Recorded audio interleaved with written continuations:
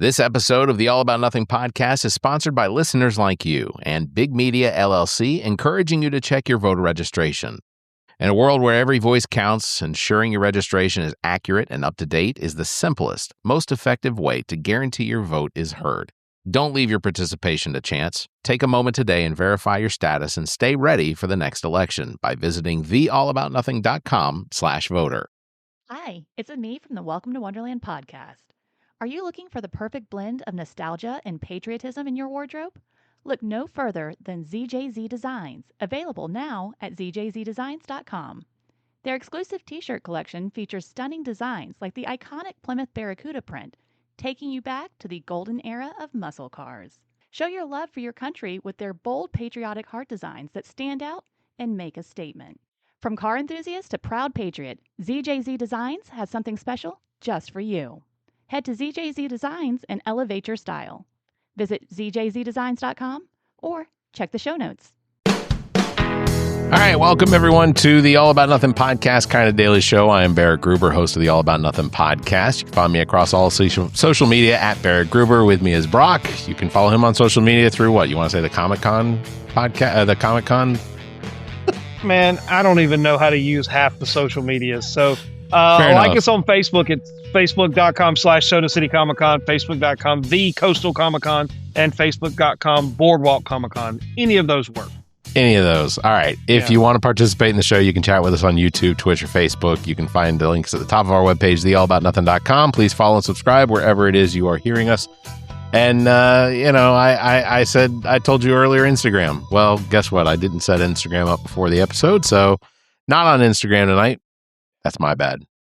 Oh, look, man, it had been literal months since I'd been doing the go in live thing, and you lose some of the process, especially with old age and whatnot. Speaking of old age, we lost Senator Graham over the weekend. I don't think he got lost. I think they found him. Well, not in very good condition. Yeah, that's unfortunate. No, still unfortunate. Yeah, and I think first thing I want to say that I didn't agree with Lindsey Graham on a number of things, whether it was his stance on the LGBTQ plus community or how he turned against Donald Trump only to then very quickly come back to him very quickly. But I think that it is important to note that for the state of South Carolina and for the United States, I think that he was a statesman. I do think that the state of South Carolina benefited in a number of ways from him being the senator. And ultimately, I don't ever want to be the type of person that besmudges someone, if that's a word. I think it is. Besmudges someone after their passing, because there's no benefit to it. I don't think it really does anything for anyone or anything like that. I think that the likelihood is that, and I've seen a lot of people, making fun of him or poking at him, that sort of thing. I think that is not constructive when it comes to the passing of someone who has been someone that has sacrificed a good portion of their life for the United States. I can certainly acknowledge. I mean, he was he was a JAG officer. Or he was Air Force JAG Corps from '82 until really he became a politician, which was he was a state house representative in '92, and then I think U.S. House from '94 to 2002, and then he succeeded Strom Thurmond and was elected 4 times to the Senate. Member of the Judiciary Committee, the Budget Committee. He was a public servant for many, many years. And I think that anyone that looks at that service and says that he didn't do those things, or that there wasn't some value to what he did, then I think they're taking away from it. But again, I disagreed with him on a lot of the social issues that he seemed to play up for the Republican Party when it was convenient. He was all about stopping abortions. He didn't want there to be gay marriage, So these are things I think that were detrimental to a lot of people. They didn't affect me, but they affected friends. The information about his death was that he had suffered an aortic dissection due to, and I can't even pronounce this word, but basically something related to cardiovascular disease. The 911 call was for cardiac arrest. They did administer CPR, and I spoke with a friend who is a cardiovascular surgeon, which I think is the technical term for what she does. But it turns out that what Lindsey Graham suffered from and what he probably felt when it happened was easily one of the most painful things that someone could go through at the end of their life. It was described as basically like the eruption of Mount St. Helen inside your chest. So it sounds awful, and ultimately, like or dislike him or whatever, I don't think anyone would want to wish something like that on anybody. So, the news then broke this evening that Governor McMaster's has appointed Lindsey's sister to replace him. And I don't think there's anything wrong with Lindsey's sister. We've had in the history of the United States, senators and representatives have passed away, and either their spouse or whomever did wind up stepping in or was appointed to step in against or for that position until the remainder of that term. So Graham's sister, she's helped raise, or she has assisted with disabled people getting jobs and schooling and things like that. I think she was on the National Council of State Agencies for the Blind. She's helped with South Carolina Workforce Development Board. She was a commissioner for the South Carolina Commission for the Blind. So she may not be a politician, but at least it sounds like she's done a lot of really good things. Or her life has obviously been at the service of disabled people. So I give her credit for that. I think I don't think there's anything wrong with Lindsey Graham's sister being the replacement. So the only thing I think that was wrong that I find an issue with it is that there were several names that were pitched as potential appointments to the position. One of them being our former governor, Nikki Haley. Another one being Pamela Abbott. And then another one being Nancy Mace. But when Donald Trump, I guess, came out of the shadows this morning, he said that he believed that Lindsey's sister should be the best appointment. And I'm out of those three, her being a fourth, I think I agree with Donald Trump on this one. I think that was an appropriate move.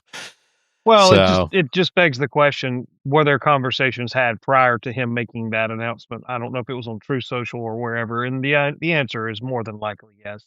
Yeah. So it wasn't. I don't think it was some sort of Hail Mary. Let's see if we can get Graham's sister kind of put through. I think he probably called up McMaster and said, "Hey, here's a good idea. What do you think about it?" McMaster's probably like, in true McMaster fashion, in my opinion, sure, whatever you want, sir. And so, yeah, I mean, you're picking someone who's not going to run for that seat. At least I don't suspect she will run for that seat. And so, it also gives the Republican, the party, and the candidate pool, they all start from a level playing field. Because let's just be real, if Trump had come out and said, "I think you should," let's just say he were to say, of the three you named, Yvette, Mace, and Haley, only one of the three is probably in his good graces right now, and that would be Yvette. And if he came out and said, "Yep, you should appoint Yvette," that's going to give her a head start because she could very well run for that seat. Mace very well may run for that seat. I do expect Nikki Haley to run for that seat. Ralph Norman could very well run for that seat. I mean, a couple of high-profile Republicans in the state that lost out in the governor's race could very well run for that seat. And there may be a dark horse somewhere that comes out of the woodwork and surprises everybody. But I'll at least give them credit for kind of putting in somebody who's neutral, and I don't see her running for that seat. I just don't. Yeah. But for the first time, in a long time, we actually have an open Senate seat. So it'll be very interesting to see where Annie Andrews and her campaign goes from here, especially now that they don't really know who their opponent's going to be. And quite frankly, they really don't have a whole lot of time to prepare for whoever ultimately wins the nomination. So I think you just have to run what's good for South Carolina, the kind of the goose v. gander scenario, and hope that it holds up. And, Graham's performance in the primary wasn't overly, wow, didn't have that wow factor. I think he got 58% of the vote, which, he won outright, but usually he would cruise to 75, 78, 80% vote in the primary. Especially in the primary. So there were a few chinks in the armor. Does that help the next nominee? Because they're not Lindsey Graham. And let's just face it, the last, since 2016 or so, he was somewhat of a polarizing figure. He told us exactly who Donald Trump was when they were running for president in 2016. And lo and behold, well, that kind of came to pass. But then, the flip side is, for lack of a better word, he bent the knee. And so, which, I don't know. I'm not in his situation. I don't know what I would have done if faced the same choice. But I always say a politician's first job is to get reelected. Their second job is to get reelected. And then their third job is to serve. Yeah. So, was it more of a, I've got to sustain my political power? And he was a very senior member in the U.S. Senate. And people would be remiss to think that he didn't play a hand in BMW coming to the upstate. Certainly, with him being a congressman from, I believe, what was it, the 4th congressional or 5th congressional district? I don't think it was the 5th. It was the 3rd. 3rd. Okay. Yeah. All right. Well, then he certainly had a hand in BMW coming to the upstate. He had a hand in Volvo and Boeing. Quite sure he had plays in that. He might have even had a play in Scout. I don't really know. Haven't heard about that. But to get major manufacturers, multi-billion-dollar manufacturers moving into your state, you pretty much have to have your state's delegation all on board. And he, being the most senior member of all of them, was probably leading the charge. So, I have a lot of respect for him in that regard. I don't agree with a lot of things he said and a lot of positions he's taken over the years. But, that's why we can agree to disagree on what makes this country great. Because I don't have to agree with what he thinks. And he wouldn't have to agree with what I think. Absolutely. Yeah. But I think some of the sentiments from people. I mean, Governor Masters, of course, called him that he said that he was replaceable. Well, we shall not see his likes again. I gotta say this about Governor McMaster's. I don't understand why he goes to Victorian speech sometimes. I don't know if he's channeling or if he really is just that fucking old that he can't speak to us normal. But Bush came out, said understood that Graham understood how the world works, and he was kind and a funny man, which I think was pretty good. Senate Majority Leader John Thune said that he was a strong advocate for the U.S., strong ally to freedom-loving countries. And ultimately, I think that one of the things that stands out, and again, don't necessarily agree with everything politically about Lindsey Graham, but one of the things he did sort of do was keep Donald Trump on track in keeping us on the right side of the conflict between Ukraine and Russia. As much as Donald Trump would love to just bend the knee to Putin and basically stop any funding or any helping out with Ukraine's battle and fight against Russia, I got to acknowledge that Graham was probably one of the reasons that we hadn't given in and that we hadn't just let Putin make a run through, because ultimately Putin gets Ukraine, he's going for Poland. That's the next natural progression of that fight, is that Putin wants Poland. So in the end, I think that it's okay for people to still have their disagreements about how they felt, or not disagreements, but I think it's perfectly fine for people to feel the way they did about Lindsey Graham. I think that to use those opinions to attack, his lateness now is probably not quite as appropriate, but fuck, I'm not going to stand in the way of somebody's First Amendment rights. If they want to say something about him, then say it about him. I've seen plenty of videos. I still think one of the things that was funny was apparently Tim Scott's reaction to now being the senior citizen, or the senior senator from South Carolina. Citizen. I am the senior citizen. I'm probably about Tim Scott's age. I don't know how old he is. But he seemed very pleased with himself to now be the senior citizen, or fuck, I did it again. The senior senator from the state of South Carolina. That seemed to entertain him. And as far as, what's going to happen with this election, I talk about this often, but I do run a precinct, or whatever precinct they send me to for the elections, and this time around I'll be as a IT rover, so I'll be one of the people that goes around and makes sure that all the equipment's working and taking calls to fix things when they aren't. But I was talking to the people that run the Lexington Election Commission, and they don't have a firm on what the expectation is for what will now be a new primary for the GOP, what the date is going to be. I know that the speculation is that based on state law 37190 or whatever, is that it'll have to be on August the 11th, which of course is Tuesday. And then if there's more than 4 people running, the likelihood is there's automatically going to be a runoff for it. So we're likely going to see two primary and a runoff for the replacement of Lindsey Graham on the ticket, which is causing havoc. I mean, it is the amount of running around and setting up that they're going to have to do, because for the most part, as far as the election commissions go, it was set. November's it. And then we don't have to worry about this for another year and a half, 2 years or whatever. And that's not the case, so they're gearing up to, every single county in the state of South Carolina is now having to gear up to open up precincts across the state again for a primary. And it costs the state a considerable amount of money to do these. So What would be really great is the Republican Party just coalesced around one person, and then there didn't have to be a runoff. Maybe just have one person on the ticket. And you're right. I think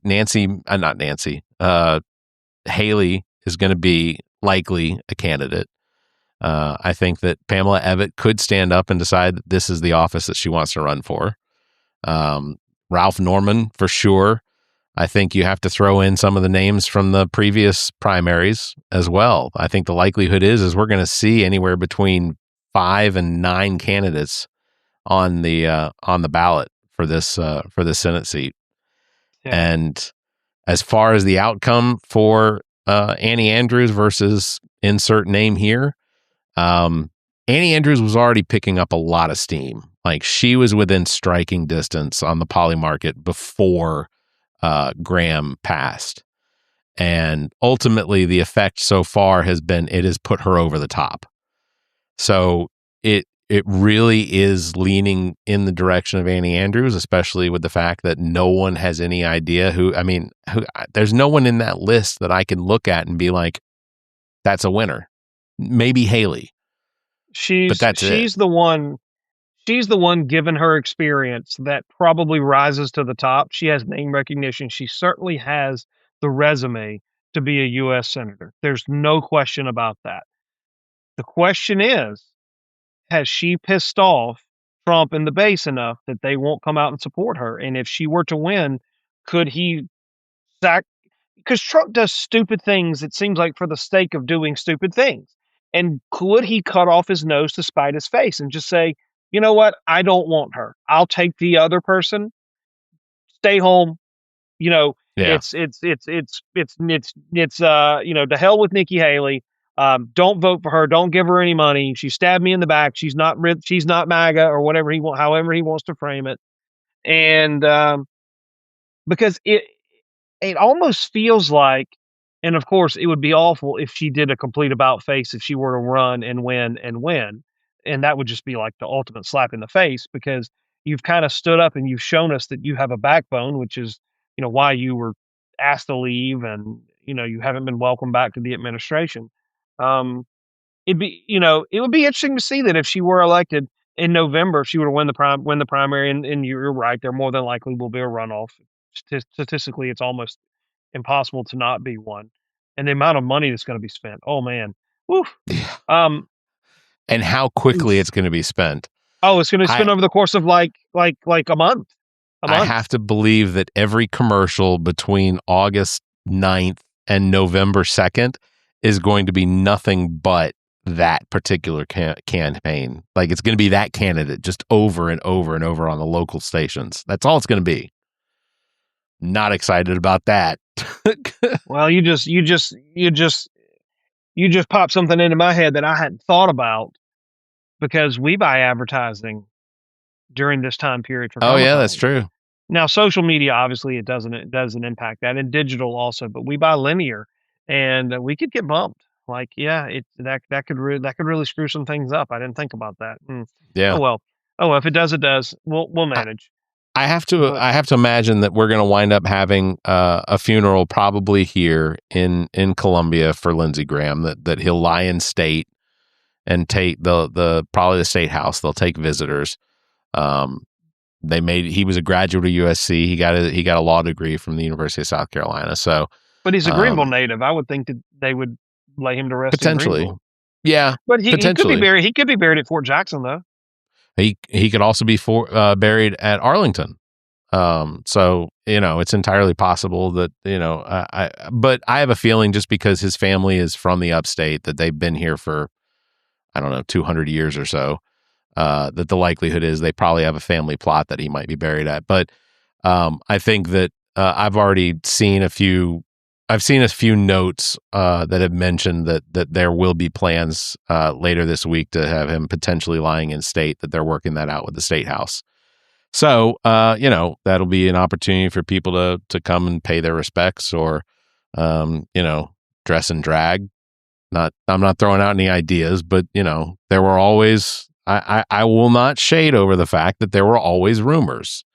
Well, they're slowly coming out. Yeah. There were rumors about Lindsey Graham's sexuality, and that his hardline oppression of the LGBTQ plus community came from his denial of what his life was really going on. And one of the things that and it was just last year that there were people that were willing to tell their stories being aides to him. And my big question, and I think a lot of people are asking this question, is if he suffered this massive coronary event, who called 911? Someone had to, because as painful as the event that he experienced, I'm not entirely certain that he would have been of the ability to make that phone call. And what he does in his private life is none of my business, but his just egregious behavior towards people that he potentially had similar lifestyles with is one of the things I think that bothers me the most about his persona, and the fact that that just straight out bothers me that he lived that life. I mean, it's like Strom Thurmond. Strom Thurmond was a Dixiecrat who cheered segregation, who cheered on trying to dismantle the Civil Rights Act during his time, and then you come to find out he had a black woman that he had an affair with, and then he had a black child, and he's got black grandchildren, and it's like, why did you have to be such a piece of shit? You could have just been normal. Yeah. You know. Hypocrisy knows no race, no age, no gender, no socioeconomic status. It just, for all the good things that Lindsey Graham did, there will always be a little asterisk with questions. And we were talking about this earlier, like I think more and more of these accusations, alleged encounters, whatever, because that's just kind of what they're going to be, because, it's a he said. No, yes, to make the joke, he said, but the other he said is not around to respond, so you just don't know. So, right.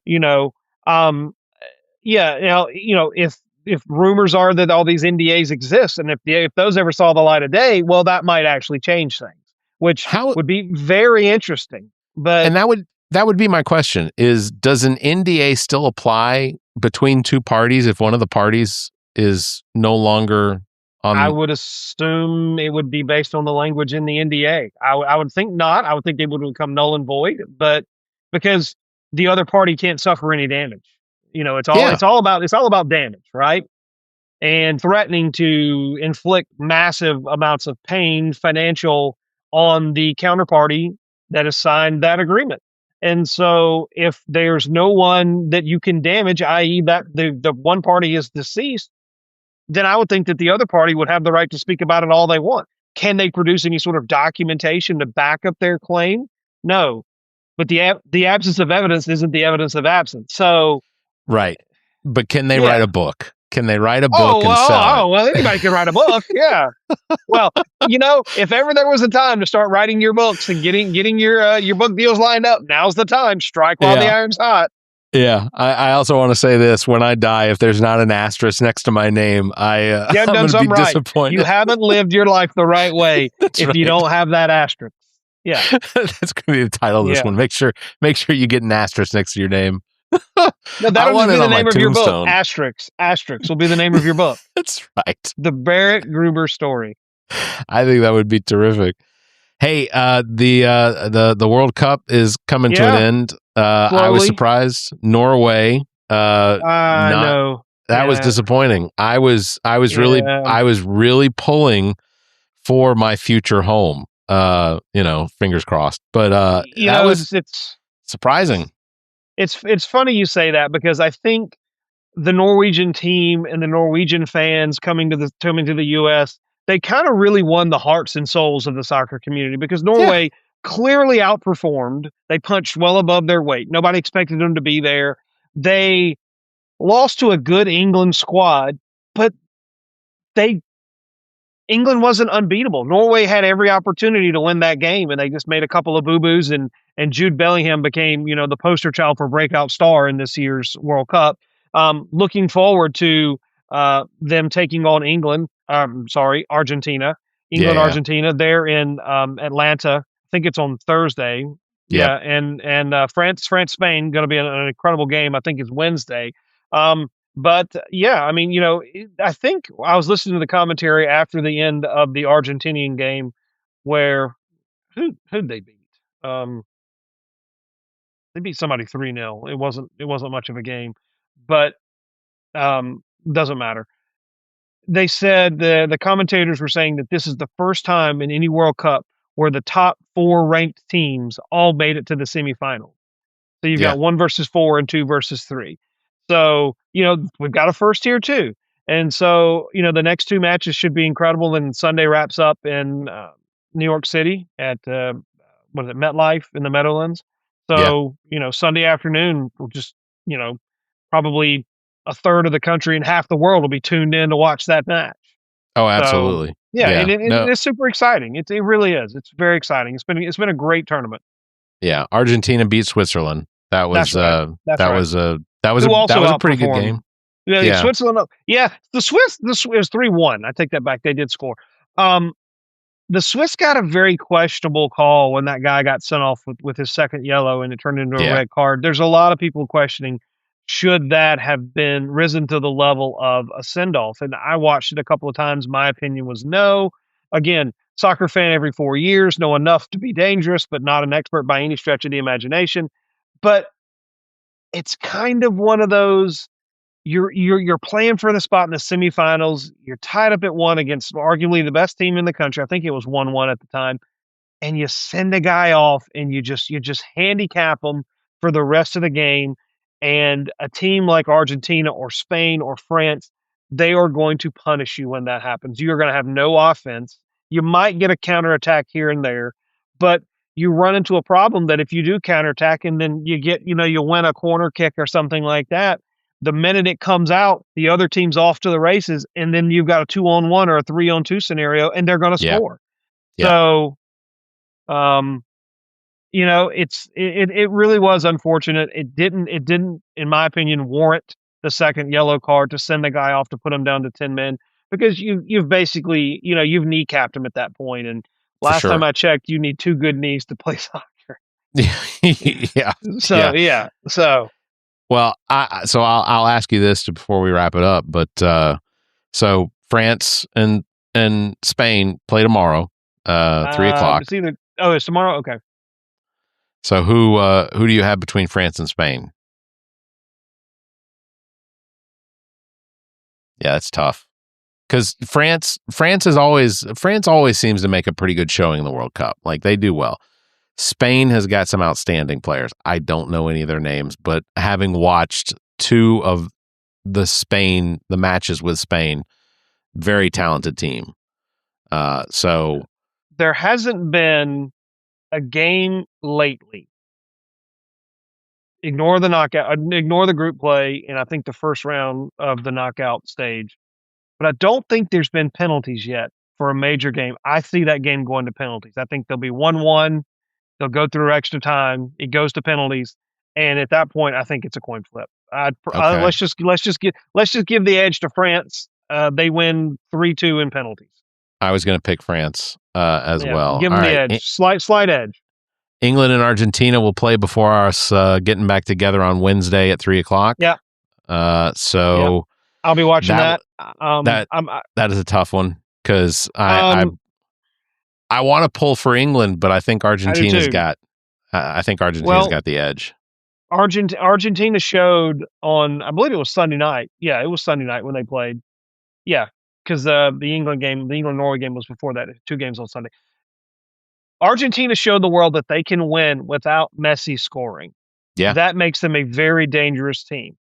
However, England is playing probably some of the best soccer they've played since they won the damn thing in '66, I think it was. And so I'm going to go out on a ledge here and say that England shocks the world and makes it to the final. Okay. England-France final, which... It's Napoleonic Wars all over again. Yeah. All right. Well, between England and France, I guess, who are you going to call? My heart says England, but the smart money says France. Well, because I picked Argentina and France, I'm gonna go with Argentina to win it out. So okay, well, we'll see. That'll be my picks. All right. Well, tell you what. I'll take. You got Argentina to win the whole thing. I'll take France to win the whole thing. And if you're right, I'll buy the pizza at Black Dog. If I'm right, you buy the pizza. If we're wrong, we have to find somebody else to come and buy our dinner. John. We'll get John. John should absolutely buy our dinner. We'll get John. All right. Yeah, John shows up and buys dinner. Yeah, and shout out to Black Dog Pizza on Main Street in Columbia, South Carolina. Fantastic pizza. Yeah. Fantastic pizza. I'll have to shoot him a text and tell him that we've got a bet going that if we both lose, he loses too. So he'll love that. Are you kidding? Yeah, that pizza's great. It really is. We should just make John the loser all the time. That would be my preference. What's funny is I don't think he would object. I don't think he would either. But yeah, Black Dog Pizza, Main Street, just underneath Hendrix, on the Main Street level. It's excellent pizza, excellent really vibe good. too. They did such a good job building that place out. They did. And as well, I'll give them a shout out for No Name Deli over there in Columbia too. Their new location is fantastic. Yeah. The parking, there's plenty of parking, which is great. And the 2 times now I've been in there in the since they reopened, the line is still unbelievably long. Yeah. Very popular. I was actually going to say that the most annoying thing about No Name Deli is that it takes you 15 to 20 minutes to get there and stand in line and order your food. But I will say the nostalgia factor of going through No Name Deli like an old school cafeteria where you get the tray and it slides down on the 3 metal bars and they hand you the food over the thing. Like that's fantastic. I love that nostalgia. And you got all the ingredients there. It's like being backtracked to high school or middle school where you got your little tray and you got your little pint of milk and you went down the line. Yeah. Yeah, and don't forget your utensils or your napkins or anything like that, because if you have to go back in there to ask for them or whatever, you're gonna get yelled at. It's happened twice now, so it's fine. They'll live. I like a little abuse. That's what it's about. All right, that is on that bombshell. I guess we'll wrap it up. Brock, thanks for being here tonight. Appreciate it as always. Make sure to check out SodaCityComicCon.com for tickets and guest announcements. I guess, we've got all the announcements right now, but there may be something looming. But pay attention to the website because there is ticket information. You can see where all the venues or the vendors are going to be located. Yep. And I guess scheduling is going to be coming out soon as far as panels. So that'll be very cool. Look forward to that. And I bet you do, because they'll be looking for you because you're going to be the host of at least a couple panels. I'm excited about that. I think that's going to be a lot of fun. I get to finally bring some of my entertaining to your state. Well, I did it once before, I guess. Yeah, we'll throw you a bone though. We'll throw you a bone with maybe RoboCop. I don't know. We'll see. Yeah, that'd be cool. That'd be cool. We'll like I've told you before, whatever you need, I'm more than happy to do it. So cool. Awesome. All right. It's going to wrap it up for this episode. Big thanks for everybody watching. Thanks for listening. Don't forget, you can follow Brock and all the Soda City Comic Cons. Go to SodaCityComicCon.com for links to all of their social media. You can follow me at Barrett Gruber. Thanks for liking and hitting that bell. And if you can, please give us a 5-star review and leave a comment. Until next time, you all stay safe, be kind, and keep your hands to yourself. The preceding podcast is solely owned by the host or hosts and is distributed by Big Media, LLC. Copyright 2026. Well, you've made it to the end. You survived the rambling, the tangents, and whatever nonsense we just subjected your ears to. Congratulations. Now that your brain is sufficiently scrambled, how about doing something productive for democracy? Before you go off to forget everything you just heard, do yourself a favor and double-check that your voter registration is actually legit at theallaboutnothing.com/voter. It's about the only way to make sure your vote counts, even if your taste in podcasts is questionable.